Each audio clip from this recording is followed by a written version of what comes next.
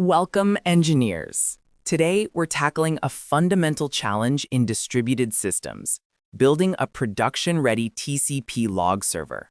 This isn't just about collecting logs. It's about building a robust foundation that scales with your growing infrastructure. By the end of this lesson, you'll not only understand why network-based log collection is essential, but also how to implement the core architectural patterns that make it resilient.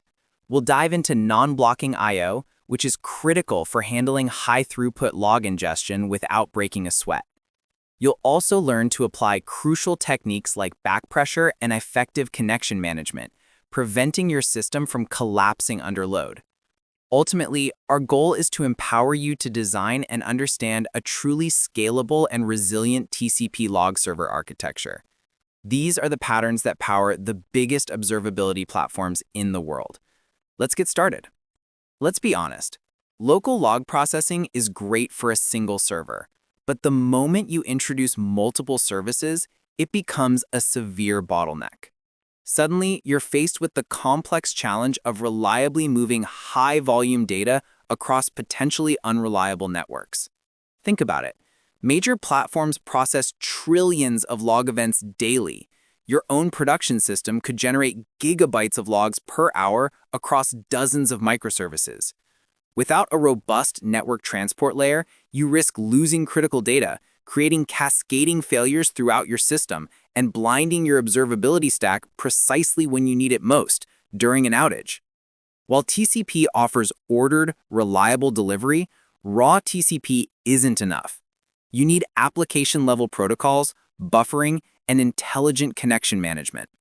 Ignoring these architectural decisions lead to problems like hitting the C10K or C10,000 problem, where your server can't handle enough concurrent connections, or crashing due to back pressure cascades when a downstream database slows down. These aren't theoretical concerns, they're real-world failure modes in real-world production systems. To overcome these challenges, we turn to proven architectural patterns. The first is the reactor pattern. Traditional thread-per-connection models simply collapse at scale, consuming excessive memory for idle threads. The reactor pattern solves this by multiplexing thousands of connections across a small thread pool using non-blocking I/O, allowing for incredible scalability. Next, connection lifecycle management is paramount. Every TCP connection has a lifecycle, and mismanaging it leads to resource leaks. Your server needs explicit connection timeouts for idle connections, reads, and writes, along with maximum connection limits. Without these, zombie connections can exhaust your file descriptors and bring your server down. You must also implement graceful shutdowns that drain existing connections before terminating. A crucial anti-pattern to avoid is unlimited connection acceptance. Your server must explicitly bound concurrent connections and reject new clients when at capacity. Failing open by accepting all connections is a direct path to out-of-memory crashes. These are the fundamentals for resilience. Beyond just connection management, how you handle the log data itself is critical.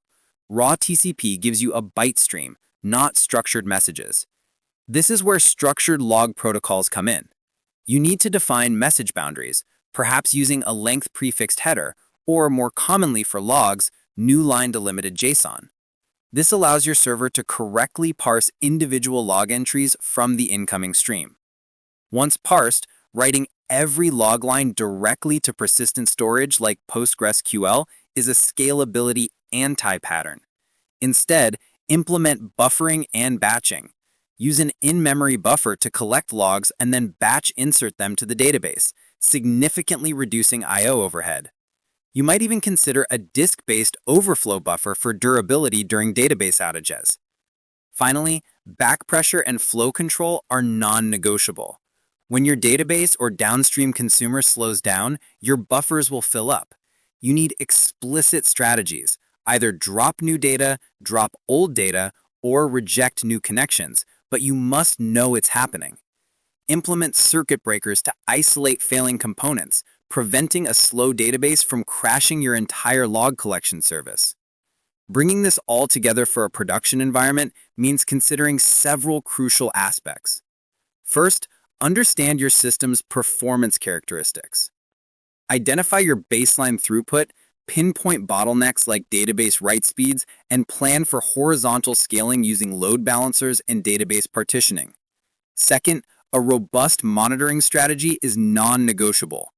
Track key metrics such as connection counts, buffer depth, log drop rates, and database write latency. Alerts for these metrics are your early warning system. Third, proactively plan for failure scenarios. What happens if your database becomes unavailable? Your system should gracefully degrade, perhaps buffering to disk and using circuit breakers rather than crashing. Define clear recovery mechanisms for memory pressure, slow clients, or network partitions. These patterns aren't academic. They're how the industry solves these problems at massive scale.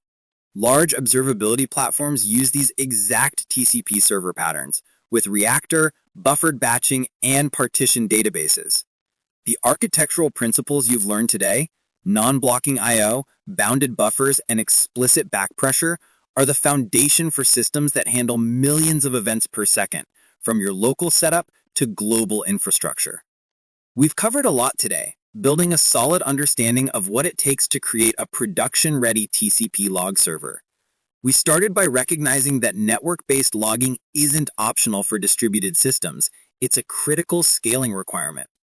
Then, we explored how non-blocking I/O, specifically through patterns like reactor, combined with intelligent connection management, ensures your server can handle high concurrency.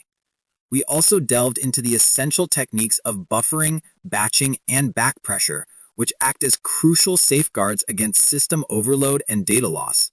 These concepts are the bedrock of resilient, scalable backend systems. To solidify your understanding, take a moment to consider this. How do bounded queues and circuit breakers prevent system failures under unexpected load spikes? Think through the mechanisms we discussed and how they interact.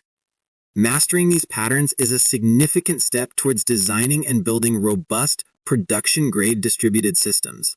Thank you for joining me today.